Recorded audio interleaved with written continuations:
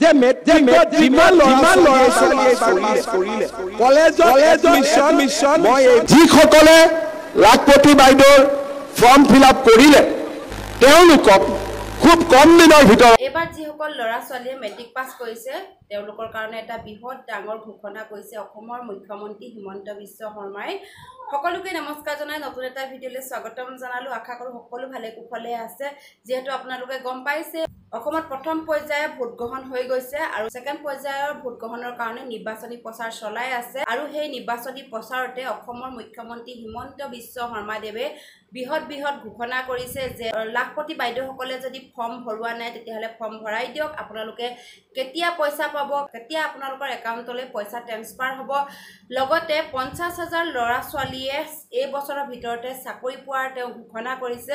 আপোনালোকে এই ভিডিঅ'টো প্ৰথমৰ পৰা শেষলৈকে চাব, তেতিয়াহ'লে গোটেইখিনি কথা গম পাব অসমৰ মুখ্যমন্ত্ৰী হিমন্ত বিশ্ব শৰ্মাই কি ডাঙৰ বৃহৎ ঘোষণা কৰিছে। সেইখিনি এই ভিডিঅ'টোৰ যোগেদি আপোনালোকে গম পাব। আপোনালোকে এই ভিডিঅ'টো স্কিপ নকৰাকৈ সম্পূৰ্ণকৈ চাব বুলি আশা কৰিলোঁ। আৰু আপোনালোক যদি মোৰ চেনেলটো প্ৰথমবাৰৰ কাৰণে আহিছে তেতিয়াহ'লে চেনেলটো ছাবস্ক্ৰাইব কৰি যাব বুলি আশা ৰাখিলোঁ। আৰু এইফালে মই আপোনালোকৰ কাৰণে ভিডিঅ'টো আগবঢ়াই দিছোঁ। আপোনালোকে সম্পূৰ্ণ চাই পেলাই এই গোটেইখিনি কথা গম পাব যে অসমৰ মুখ্যমন্ত্ৰী হিমন্ত বিশ্ব শৰ্মাদেৱে কি ডাঙৰ ঘোষণা কৰিছে, এইবাৰ মেট্ৰিকত উত্তীৰ্ণ হোৱা ল'ৰা-ছোৱালীৰ কাৰণে কি ডাঙৰ ঘোষণা কৰিলে, লাখপতি বাইদেউৰ কথা কি ক'লে, এই গোটেই ভিডিঅ'টোৰ জৰিয়তে আপোনালোকে গম পাব। গতিকেলৈ মই বেছি দেৰি নকৰোঁ, আপোনালোকে এই ভিডিঅ'টো চাই লওক আৰু গোটেইখিনি কথা ইয়াতে গম পাব। শ্ৰদ্ধা ৰাইজ, এতিয়া আমি আগত গৈ কি কৰিব লাগিব? মোদীজীয়ে আমাক ৰাস্তা দিছে, ৰেচন কাৰ্ড দিছে। ৰেচন কাৰ্ডত মোদীজীয়ে আমাক চাউল দিছে।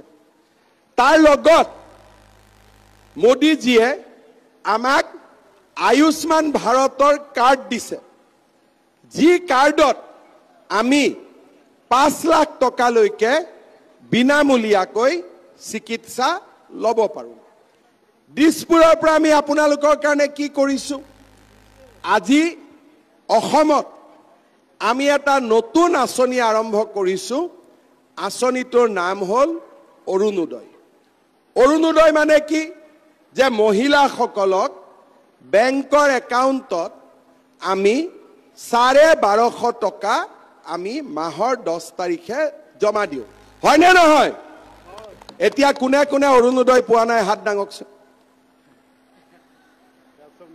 কোনে কোনে পোৱা নাই ইফালে?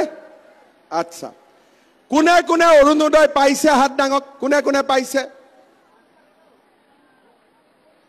তো অৰুণোদয় পোৱা মানুহ আছে, পালে 1250 টকা মাহৰ 10 তাৰিখে বেংকৰ একাউণ্টত জমা হয়। কিন্তু নোপোৱা মানুহবিলাকৰ মনটো অলপ দুখ লাগে যে ই পালে মই পোৱা নাই, লাগে নে নাই? আচ্ছা, কাৰ কাৰ ঘৰত ৰেচন কাৰ্ড আছে হাত দাঙকচোন। আছে? চবৰ ঘৰত ৰেচন কাৰ্ড আছে? ৰেচন কাৰ্ড আছে?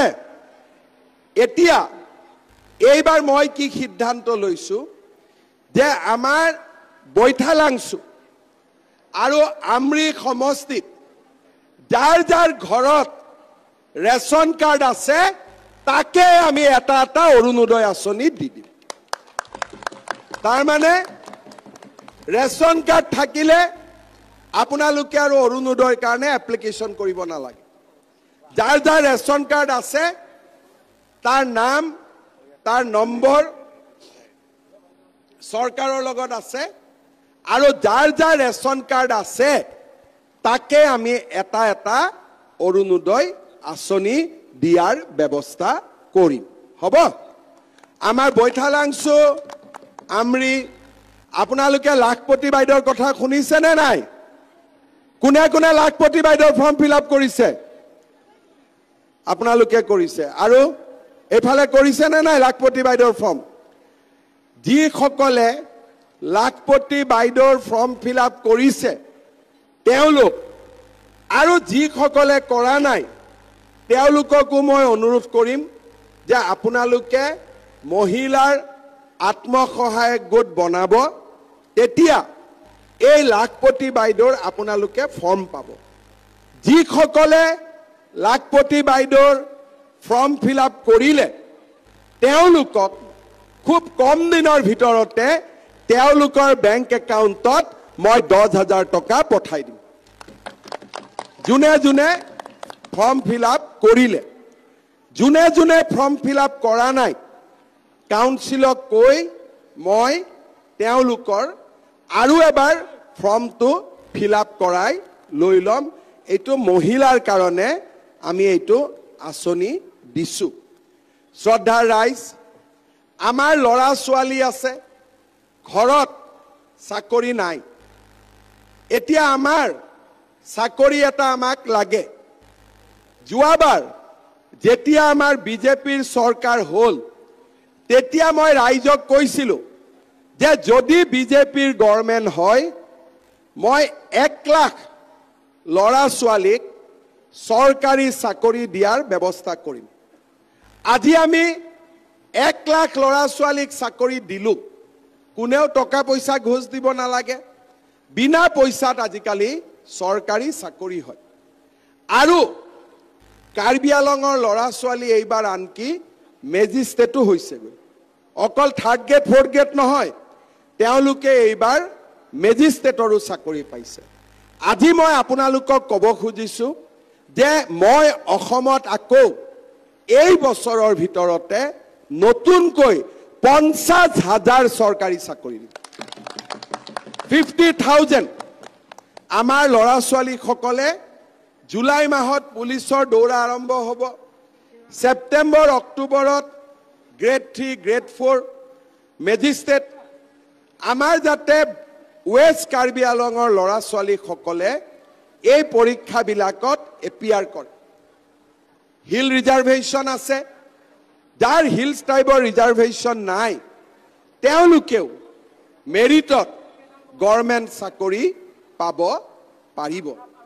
শ্ৰদ্ধাৰ ৰাইজ, কাৰ্বি আলঙত এইবাৰ পৰীক্ষাৰ ৰিজাল্ট ভাল হৈছে।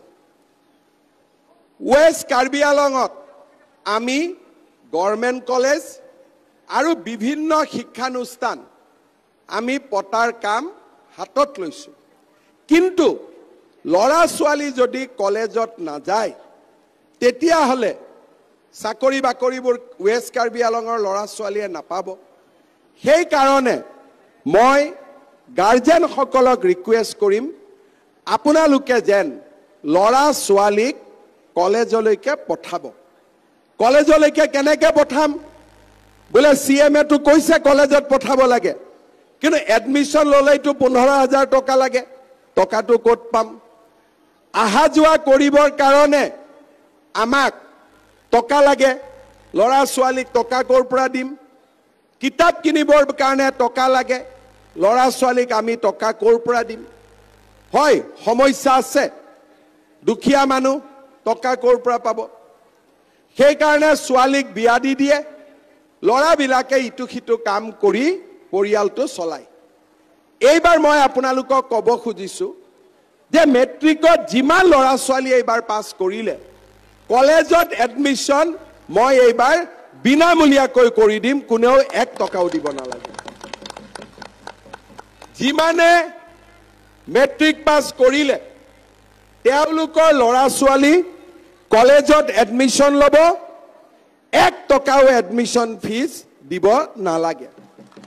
তাৰ উপৰিও যিবিলাক ছোৱালী, ল'ৰাবিলাকতো কলেজত যায়, ছোৱালীবিলাক কলেজত কম যায়। যিবিলাক ছোৱালীয়ে কলেজত এইবাৰ এডমিশ্যন ল'ব, তেওঁলোকৰ বেংক একাউণ্টত বিনামূলীয়া এডমিশ্যনৰ উপৰিও মই আৰু 10,000 টকা তেওঁলোকক মই সোমাই দিম। আৰু 1 বছৰ নহয়, হায়াৰ ছেকেণ্ডাৰী ফাৰ্ষ্ট ইয়াৰত পাব 10,000, ডিগ্ৰী ফাৰ্ষ্ট ইয়াৰত পাব 10,000, হায়াৰ ছেকেণ্ডাৰী ছেকেণ্ড ইয়াৰত পাব 10,000, ডিগ্ৰী ফাৰ্ষ্ট ইয়াৰত পাব 12,500, ছেকেণ্ড ইয়াৰত পাব 12,500, থাৰ্ড ইয়াৰত পাব 12,500, ফৰ্থ ইয়াৰত পাব 12,500। আৰু ভগৱানে কৰক, ছোৱালীজনী যদি ইউনিভাৰ্চিটিত যায়, তাইক মই 25,000 টকা তাই বেংকৰ একাউণ্টত দিম। শ্ৰদ্ধাৰ ৰাইজ, কাৰ্বি আলঙত বহুত ডেভেলপমেণ্ট হ'ল। ইমান ধুনীয়া ষ্টেডিয়াম, ৰাস্তা ঘাট হ'ল, মানুহৰ মাজত সুন্দৰ সম্পৰ্ক হ'ল।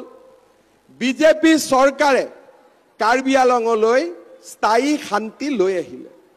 এইবাৰ এই স্থায়ী শান্তিৰ লগত কাৰ্বি আংলঙত আমি শিক্ষাৰ পৰিৱেশ আমি ভাল কৰিব লাগিব। আৰু সেই কাৰণে এইবাৰ মই কাৰ্বি আংলঙত এখন নতুন ইউনিভাৰ্চিটি স্থাপন কৰাৰ বাবে সিদ্ধান্ত লৈছোঁ। শ্ৰদ্ধাৰ ৰাইজ, ৰেচন কাৰ্ডত চাউল পালোঁ, উজ্জ্বলা গেছ পালোঁ, আয়ুষ্মান ভাৰতৰ কাৰ্ড পালোঁ, ধুনীয়া ধুনীয়া অসম মালাৰ ৰাস্তা হ'ল, ইউনিভাৰ্চিটিও হ'ব। এতিয়া মোক বহুত মানুহে কৈ আছে যে আমি প্ৰধানমন্ত্ৰীৰ ঘৰ পোৱা নাই। হয় নেকি কথাটো? ঘৰ কিমানে পোৱা নাই? হাত দাঙকচোন। আমাৰ কাৰ্বি আংলঙত বহুত মানুহে প্ৰধানমন্ত্ৰী আৱাস যোজনাৰ ঘৰ পোৱা নাই। কিয় পোৱা নাই? ঘৰ পাবৰ কাৰণে পঞ্চায়তৰ মানুহবিলাকে গৈ বা আমাৰ ব্লকৰ মানুহবিলাকে গৈ জিঅ' টেগিং কৰিব লাগে। অফিচাৰবিলাক ভালে আছে, কিন্তু দুই এজনে টকাটো নিদিলে জিঅ' টেগিং কৰি নিদিয়ে। হয়নে নহয়? 20,000 টকা লাগে, 25,000 টকা লাগে। এইবাৰ আমি কি কৰিছোঁ? আমি আপোনালোকক ট্ৰেইনিং দিম, নিজৰ ঘৰৰ জিঅ' টেগিং আপোনালোকে নিজে কৰি দিব। আমাৰ ডেকা ল'ৰা চবেই কম্পিউটাৰ জানেই, খালি ফটো জানানে নাই বাবা? জানো? হা, চবেই কম্পিউটাৰ জানে, ফটো তুলিব লাগে, লেটিচিউড লংকিটিউড দিব লাগে আৰু কম্পিউটাৰত উঠাই দিব। অফিচাৰ নাযায়, নিজৰ ঘৰৰ জিঅ' টেগিং আপোনালোকে নিজে কৰি এইবাৰ চৰকাৰক দি দিব।